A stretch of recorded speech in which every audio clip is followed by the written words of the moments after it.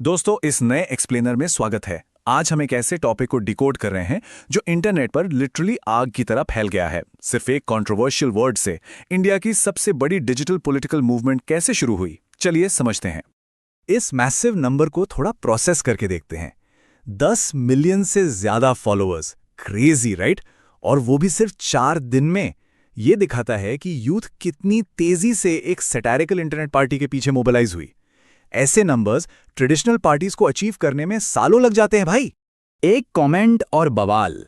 तो स्टोरी शुरू होती है 15 मई 2026 से। चीफ जस्टिस सूर्यकांत एक फेक प्रोफेशनल डिग्रीज के केस की सुनवाई कर रहे थे। वहीं उन्होंने एक ऐसी ऑब्जर्वेशन दी जिसने नेशनल आउटरेज खड़ा कर दिया। उन्होंने पॉइंट आउट किया कि कुछ यंगस्टर्स कॉकरोचेस और पैरासाइट्स की तरह हैं जो एम्प्लॉयमेंट ना मिलने पर एक्टिविस्ट बनकर सिस्टम पर अटैक करते हैं। अब यहां एक बड़ा डिस्कनेक्ट हो गया। सीजेआई ने बाद में तुरंत क्लैरिफाई किया कि मीडिया ने उन्हें मिसकोट किया है।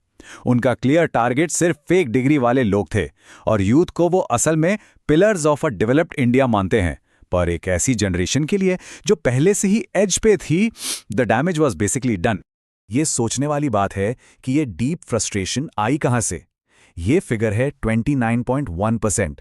ये हमारा ग्रेजुएट अनएम्प्लॉयमेंट रेट है। ये बिना स्कूल गए लोगों के अनएम्प्लॉयमेंट से डायरेक्टली 9 टाइम्स ज्यादा है। ये वो ग्रिम इकोनॉमिक रियलिटी है जो ग्राउंड लेवल पर इस गुस्से को फ्यूल कर रही है। और इस आग में घी का काम किया इन रीसेंट इवेंट्स ने। NEET paper leak scandal, rescheduled dates और सबसे ट्रैजिक पार्ट, प्रदीप, सिद्धार्थ, अंशिका और ऋतिक जैसे ब्राइट स्टूडेंट्स की सुसाइड्स। इस मैसिव एजुकेशन क्राइसिस के बीच वो कॉकरोच शब्द सीधा नमक की तरह चुभा। Section 2 Reclaiming the Cockroach Tag From Insult to Identity। यहां से कहानी में एक सॉलिड ट्विस्ट आता है। गुस्सा होने की बजाय डिजिटल यूथ ने कुछ बहुत ही ब्रिलियंट और अनएक्सपेक्टेड किया। उन्होंने इस इंसल्ट को रिक्लेम कर लिया। साइकोलॉजी में इसको स्टिग्मा रिक्लेमेशन कहते हैं। ये एक क्लासिक फ्लिप है, जब मार्जिनलाइज्ड ग्रुप्स डेरोगेटरी लेबल्स को खुद अपना लेते हैं ताकि उसकी ऑफेंसिव पावर पूरी तरह खत्म हो जाए। यूथ ने कॉन्फिडेंटली डिसाइड किया, हाँ मैं हूं कॉकरोच, और डीके के एक लेबल को प्राइड का सिंबल बना दिया। पहले जो इंसल्ट थी पैरासाइट और अनवांटेड पेस्ट की, उसका नया मेटाफर बन गया बायोलॉजिकल रेजिलियंस और सर्वाइवल। हॉटमेल के को-फाउंडर सबीर भाटिया और एनवायरमेंटलिस्ट्स ने भी एम्फसाइज किया कि कॉकरोचेस अल्टीमेट सर्वाइवर्स होते हैं जो डिजास्टर्स झेलकर सिस्टम का कचरा साफ करते हैं। Exactly mirroring the youths resilience. Section 3 Rise of the CJP, the Viral Explosion। एक वायरल मोमेंट ने लिटरली सब बदल दिया। यहां आते हैं Abhijit Dipke, 30 year old Boston university के पीआर स्टूडेंट और एक फॉर्मर डिजिटल स्ट्रैटेजिस्ट। उन्होंने एक सिंपल गूगल फॉर्म के थ्रू सीजेपी शुरू की, जिसकी एक यूनिक रिक्वायरमेंट थी। मेंबर्स को unemployed, by force, by choice या बाय प्रिंसिपल होना चाहिए। ये टाइमलाइन बिल्कुल इंसेन है। 15 मई को सीजेआई का रिमार्क आता है, 16 मई को सीजेपी का फाउंडेशन रखा जाता है और 20 मई तक 10 मिलियन से ज्यादा इंस्टाग्राम फॉलोअर्स। एक छोटे से कोर्टरूम कमेंट से लेकर मिलियंस की फॉलोइंग तक, the growth was basically overnight. इसका स्केल बहुत मैसिव है भाई। एक ऐसी सैटेरिकल पार्टी जिसके पेज पर 60 पोस्ट भी नहीं थे, उसने वर्ल्ड की सबसे बड़ी पॉलिटिकल पार्टी की डिजिटल मशीनरी को इजीली बाईपास कर दिया। इंस्टाग्राम पर सीजेपी 10 मिलियन क्रॉस कर गई, जबकि उस टाइम बीजेपी 8.7 मिलियन पर थी। A real game changer. Section 4 इनकी डिमांड्स क्या हैं? The 5 point manifesto. अब किसी को भी लग सकता है कि ये सब सिर्फ एक लाइट हार्टेड इंटरनेट मीम है, पर जेन जी ह्यूमर के ठीक नीचे इनकी demands actually serious institutional critics को हाईलाइट करती हैं। इनका 5 पॉइंट मैनिफेस्टो बिल्कुल ब्लिस्टरिंग है। एब्सोल्यूट जुडिशियल इंडिपेंडेंस, मतलब जजेस के लिए पोस्ट रिटायरमेंट पोस्ट ब्लॉक करना, वोटर डिलीशन पर सीधे सीईसी के खिलाफ UAPA, 50% women's reservation, large conglomerate से मीडिया डीमोनोपलाइजेशन और पार्टी डिफेक्ट करने वाले पॉलिटिशियंस पर 20 साल का बैन। ये ओपनली डायरेक्ट सिस्टम रिफॉर्म्स हैं।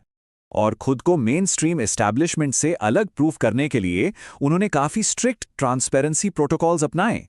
दे are completely RTI answerable, no anonymous electoral bonds, और सबसे बड़ी बात, किसी भी सीक्रेट कॉकरोच केयर्स फंड को स्ट्रिक्टली रिजेक्ट कर दिया। सेक्शन 5 इंटरनेट से असली दुनिया तक। सबसे इंस्पायरिंग पार्ट ये है कि ये यूथ मूवमेंट सिर्फ इंस्टाग्राम तक सिमट कर नहीं रह गई। The swarm actually moved out of the digital screens and into the real world. Yamuna river clean up drive में वॉलंटियर्स लिटरली कॉकरोच कॉस्ट्यूम्स पहन कर आते हैं और हेविली पोल्यूटेड यमुना को साफ करते हैं।